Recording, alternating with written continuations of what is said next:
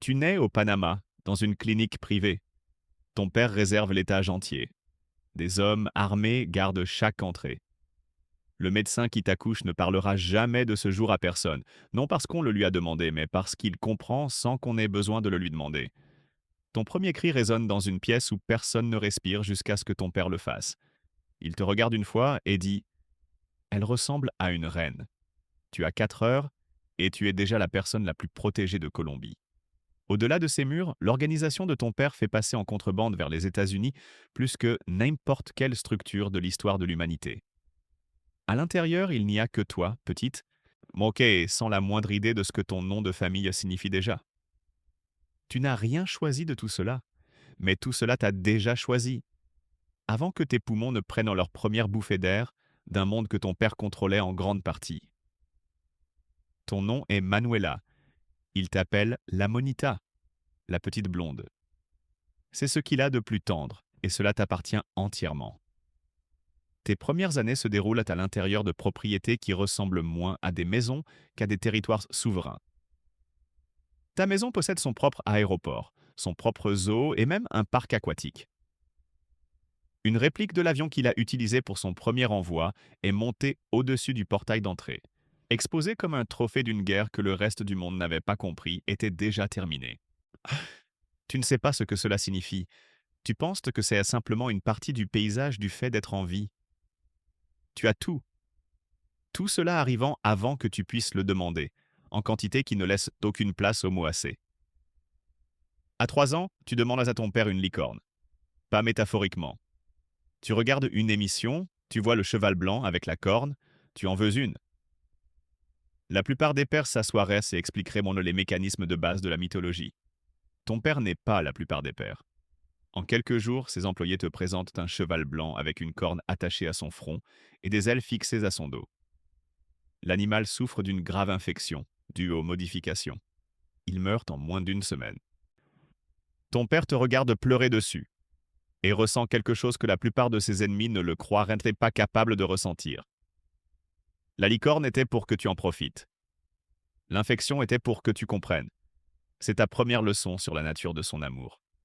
Il est absolu, inconditionnel et complètement indifférent aux lois de la réalité.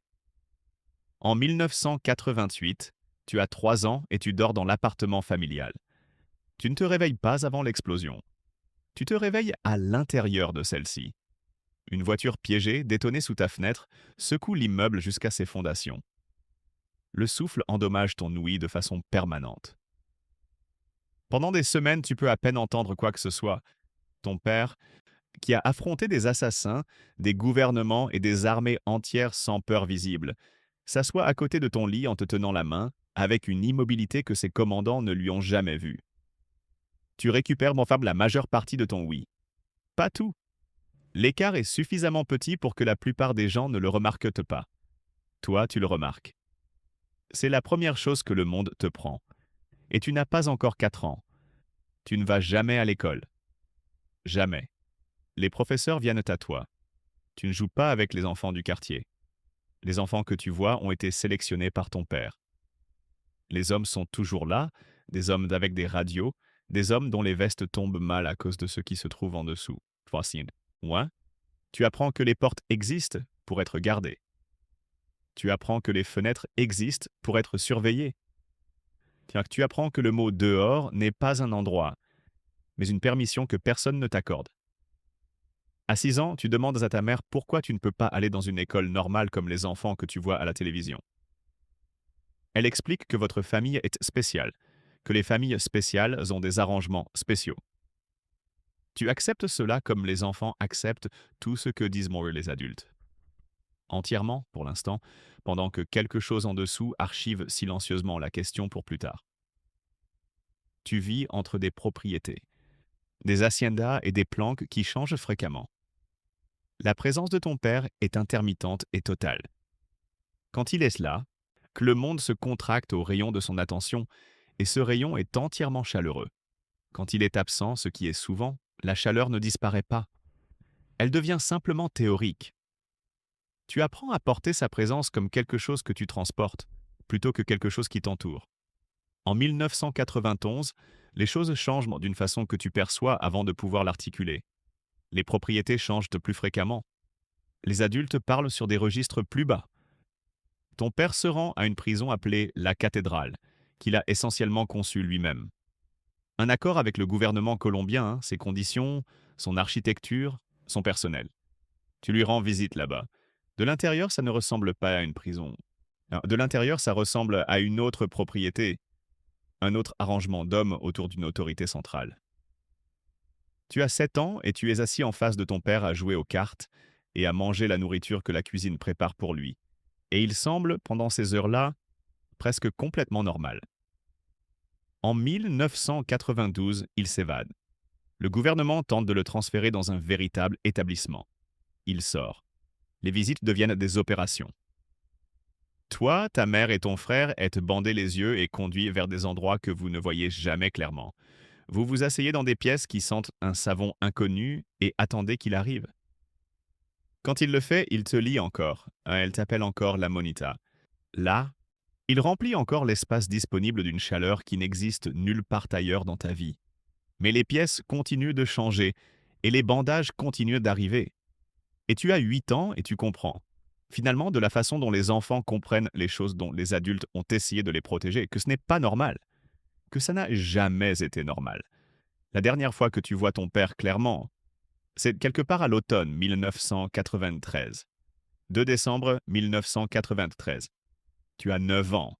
Tu es dans un hôtel à Bogota avec ta mère et ton frère parce que ta famille a perdu les propriétés, perdu la protection, perdu l'échafaudage de tout, ce qui avait structuré ton existence. Aucun pays ne voudra de vous. L'Allemagne dit non. L'Équateur dit non. Le Pérou dit non. Le Mozambique dit non. Le Vatican, qui parle régulièrement de la miséricorde comme d'un principe structurel, dit également non.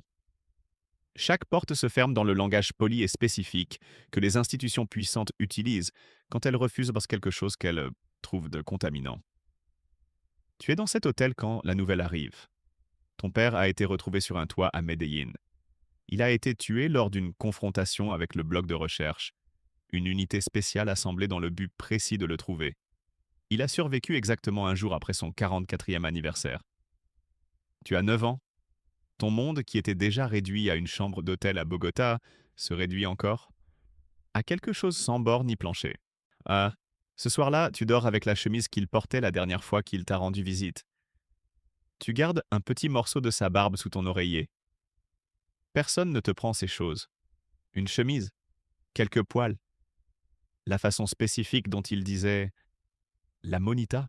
C'est le dernier héritage et il tient dans tes mains.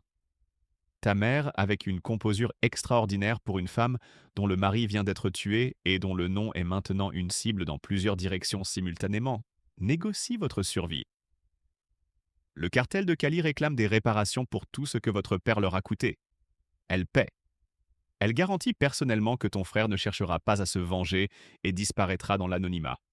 Ton père a bâti un empire. Ta mère le démantèle silencieusement. Dans une chambre d'hôtel, pour te garder en vie. Tu ne comprends pas encore pleinement l'économie de tout cela. Ce que tu comprends, c'est que ta mère te garde en vie grâce à une pure précision diplomatique, tout en gérant un deuil qu'elle ne peut pas se permettre d'afficher. Le 24 décembre 1994, vous arrivez à Buenos Aires avec des visas touristiques. La veille de Noël.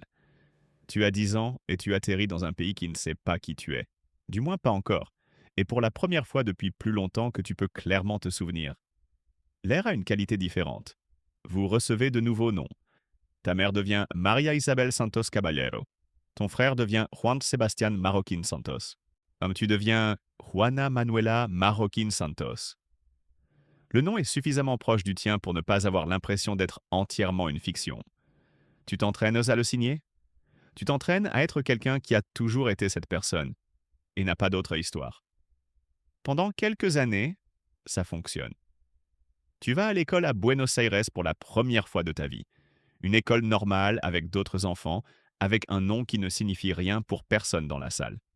Cet anonymat, qui semblerait étouffant pour la plupart des gens de ton âge, te semble à toi de l'oxygène. Tu deviens extraordinairement prudente dans ce que tu dis et à qui, parce que tu comprends, de la façon cellulaire dont les enfants qui ont survécu à des choses comprennent, Qu'un seul mauvais détail fait s'effondrer toute la construction. Car ta mère construit une petite agence immobilière de presque rien. Parce que presque rien n'était précisément ce qui restait après que la Colombie et le cartel de Cali avaient consumé tout le reste. Les milliards sont partis. Les haciendas sont partis. Le zoo est parti, les hippopotames sont toujours là, techniquement, ils sont devenus le problème du gouvernement colombien. Tu penses parfois aux hippopotames. Tu vis modestement dans une ville qui ne connaît pas ton nom. Et cet anonymat modeste est la chose la plus précieuse que tu aies jamais eue. En 1999, ça se termine. L'un des associés commerciaux de ta mère découvre la vérité. L'associé le signale. Ta mère et ton frère sont arrêtés. Blanchiment d'argent, faux documents. Mais ils sont retenus pendant des mois pendant que leurs finances sont examinées. Toi, tu es épargné, non, tu as 15 ans et tu es légalement mineur, et il n'y a rien à ton nom à enquêter parce que tu n'as absolument rien fait.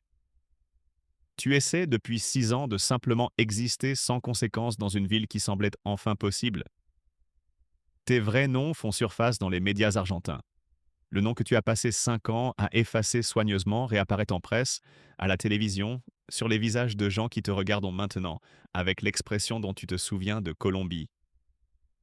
L'expression qui calcule qui tu es avant de décider comment se sentir par rapport à toi.